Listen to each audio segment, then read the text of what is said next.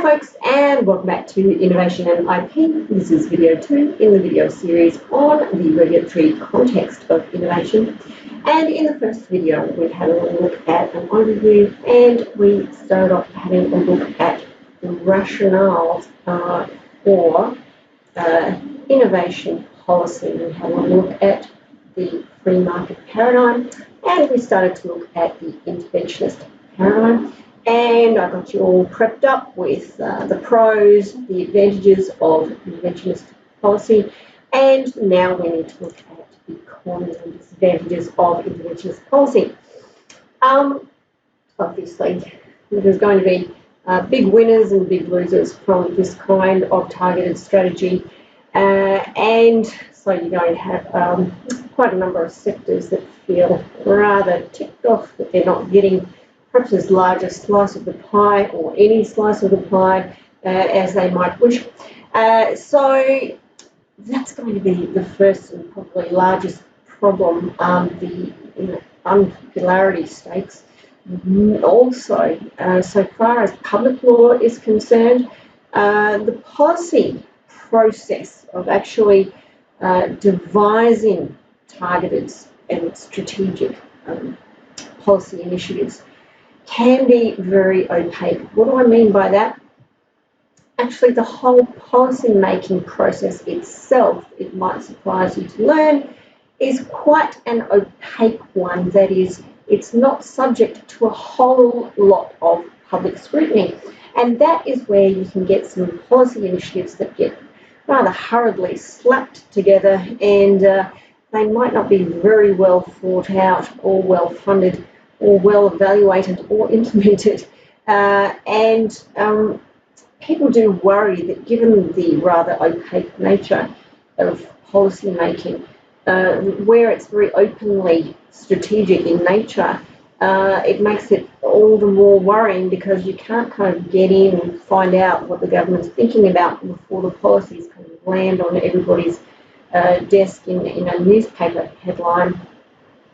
And this is where my second article goes into the nature of policy making itself, and whether or not we can make it a little bit more open so that we don't get some difficulties with innovation policy recurring. And I'll go into that in just a moment when I talk about the National Innovation and Science Agenda. So I guess the public lawyer would say the policy-making process is kind of closed off and cloistered enough as it is. We don't really need the government kind of getting in the back pocket of business in some fashion that we can't really see or query. There is a new Australian Public Service engagement framework that's meant to drive a greater level of openness in policy making, particularly encouraging policy co-design. What I mean by policy co-design, I mean that this is a process, relatively recent policy initiative, where the government very deliberately invites the stakeholders that will be subject to the regulation in issue to get on board with the drafting process, and they discuss the policy or proposed policy with the stakeholders, and they kind of hash it all out and co-design it from there. There are various different levels of policy co-design, but that's just a rough nutshell snapshot of it, if you will. So my article says, look, if you're going to be engaging in this kind of very strategic policy making, then perhaps you should be thinking more closely about policy co-design. The new AASA report that I mentioned just before from ESA, I didn't see a whole lot of discussion in there on policy co-design or consultation with the public. So we'll just see how that pans out. The government hasn't officially responded to either that report or the Stimulating Business Investment in Innovation report yet. So we'll just kind of wait and see what the government says as to how many of those recommendations that it does adopt. And if it does decide to unveil a new policy. It'll be very interesting to see how it goes about it. Now, the rather interesting case study that I have for you for this week is, as I said, the National Innovation and Science Agenda. I'll be talking about that in the next set of slides. The last set of, I guess, policy paradigms that you need to know about is systems thinking. And systems thinking, systems-based policy, originally draws on the nature of the science of complex systems theory and complexity theory. And what that says is that innovation behaves rather like an ecosystem where everything is every actor in that ecosystem is connected in some way to the other actors in a very large and rapidly evolving, responding, dynamic ecosystem network. And that network is about as far away as you can get from the free marketeer's conceptualization of this innovation being on a perfectly competitive market in a static state. The actors are all going and doing their little do, and they're making their money, and you know everything's being competitive. Market forces are happily interacting, and you've got this market that's doing what it should do. All of a sudden something goes wrong, and then you've got to correct it, and then it goes back to being this perfectly competitive market. Systems thinkers would say innovation is not like that at all, and the innovation environment is not like that at all. It's about as far away from a static state as you can possibly imagine. It's dynamic, it's constantly changing. Joseph Schumpeter is repeatedly mentioned in systems-based innovation narratives because so Schumpeter's work kind of commenced in the 1930s, when in 1934. His main work is around about 1942, where he talks about the nature of innovation, and he calls the process as one of being creative destruction and industrial mutation. So you get some very vivid images there as to how systems thinkers view the process of innovation. So systems-based innovation policy focuses on things like what's going on here that's limiting actors from responding to this dynamic change. Is there things there that we can help with? Given that everything is interconnected in this innovation ecosystem, are there more connection forging initiatives that we can bring into our policy to stimulate more innovation? They look at things like demand side activities. Now, this is where you start to see that often systems-based policy has a good crossover with interventionist or strategic policy, because you can see that they're saying, well, are there new markets that we could be tapping into? Perhaps we should be morphing that way. So there might be initiatives designed to actually pull the market through to a new and different space where it hasn't been before. Free marketeers generally tend to design policy based on a tech push fashion. That is, what are the inventions that we want here? Let's stimulate more of those, and we're pushing the science out to the market. Whereas, systems-based thinkers, they do some of that as well, but they also look at opportunities to pull technology through into different areas. So, market pull. Systems-based policy tends to shy away from single firm measures like the R&D tax incentives, and they do prefer, as I said, to look at the range of policy initiatives that they can offer that might help that ecosystem grow, respond, adapt to its constant change. So that's systems-based policy. And generally speaking, this little diagram's in my article, so you don't have to worry if it's too small for you to see on screen. But it just sums up the way that innovation policy has ebbed and flowed over the ebbed, is that a word? Has fluctuated throughout the past 40 odd years. And I will leave you to ponder that for yourselves. What it's important to note, though, is that you never really get a pure free market paradigm, or a pure interventionist paradigm, or a pure systems thinking paradigm.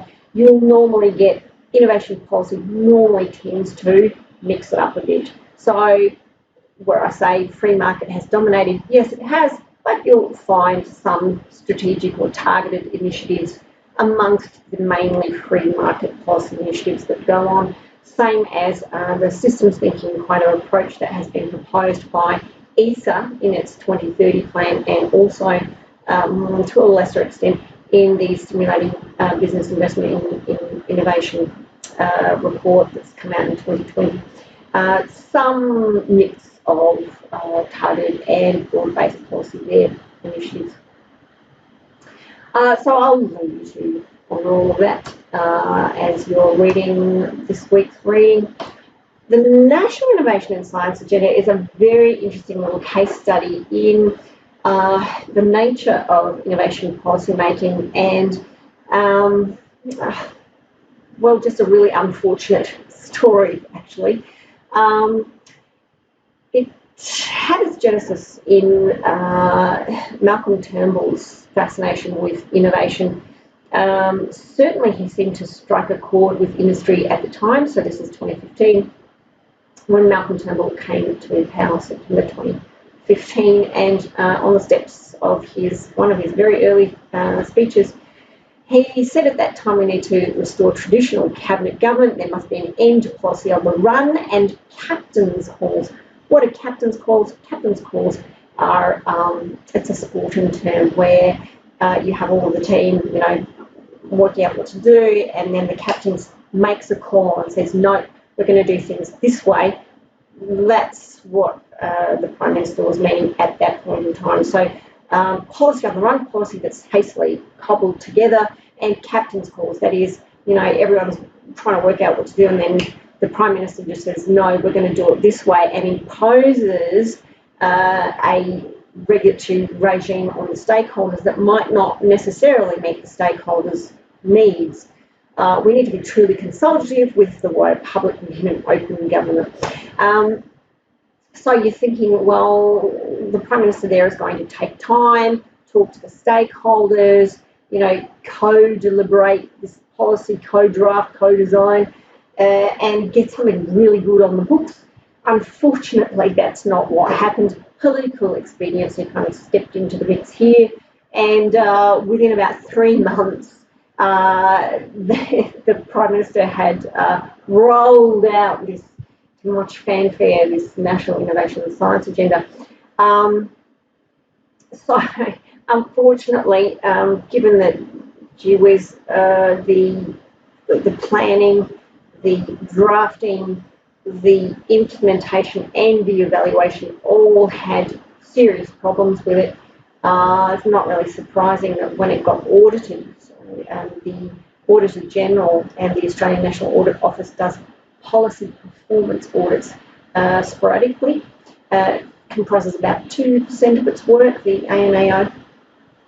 They did a performance audit on the National Innovation and Science Agenda in 2017, and wow, some fairly unflattering conclusions drawn there. As you can see, I've taken a little snippet out from the white text there immediately underneath that timeline. A number of proposals that involve significant expenditure aimed at transforming parts of the innovation system relied on assertions rather than evidence. Ouch there. The Department of Industry, who rolled out this policy, immediately put its tail between its legs and ran for the hills, basically. as I say in my article there, the agencies have also considered little benefit would be registered from its disparate measures there. So bit of a disappointment, particularly given that the Prime Minister had just finished saying we need to take a time, we need to be consultative. And then you've got the Australian National Audit Office saying on the right-hand side of the screen there of this slide, it was unclear how the time frame, that is, rolling this thing out in 3 months, took account of the department's own better practice guidance on successful implementation of policy initiatives, which emphasises that implementation should be considered at every stage of policy development. Ooh, another ouch. So I will leave you to ponder the article that describes the rise and fall of the National Innovation and Science Agenda. It does show the importance, given that this whole agenda, policy agenda, was funded to the tune of $1.1 billion. Yes, you got it right, folks. $1.1 billion. And they conceded that little benefit would be registered from these 24 measures that they were pumping money into. Hopefully next time around when we have a brand policy initiative unveiled for us, it will have a lot more thought put into it. And I think that that's what ESA is aiming to do with its Stimulating Business Investment in Innovation and its latest report, Driving Effective blah, blah, blah. It's a long title. But that is what I think is happening in the wings now. As I said, the policy-making process is very opaque, so we can't really see any draft policies that the government is considering, but we can kind of pick up the crumbs along the trail by seeing the reports that ESA has released and a few other reports that I talk about in the study guide. So that's the National Innovation and Science Agenda, Stimulating Business Investment and Innovation.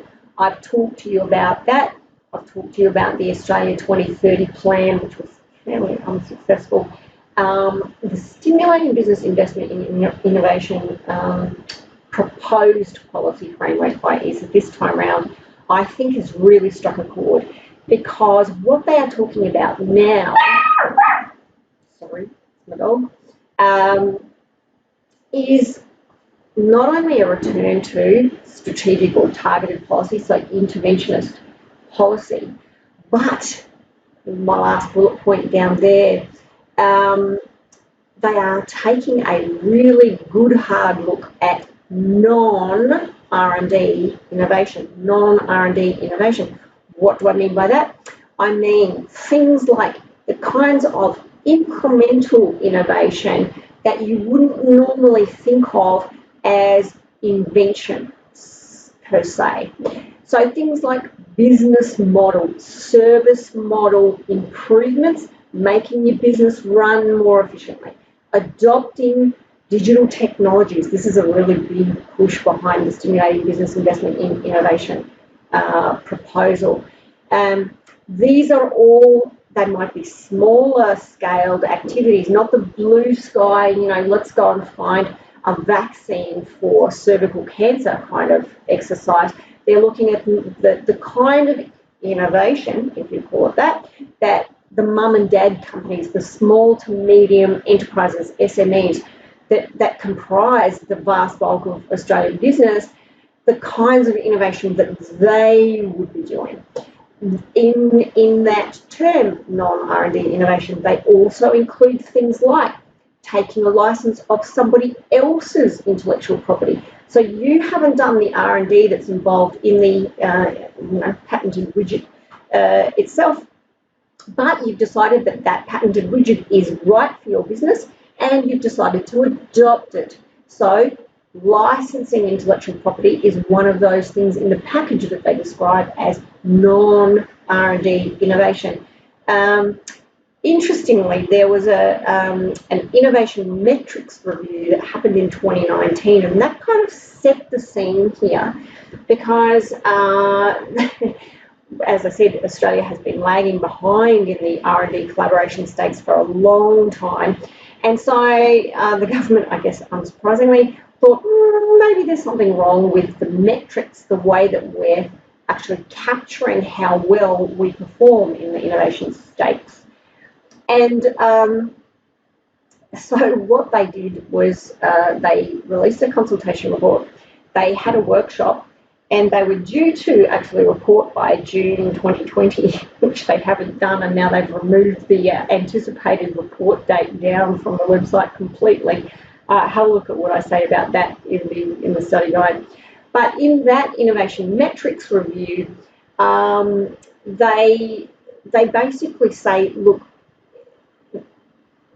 we seem to be lagging behind because most of our metrics are just so obsessed with R&D, collaborative R&D innovation, blue sky innovation, you know, with the scientists in the white lab coats, that kind of thing.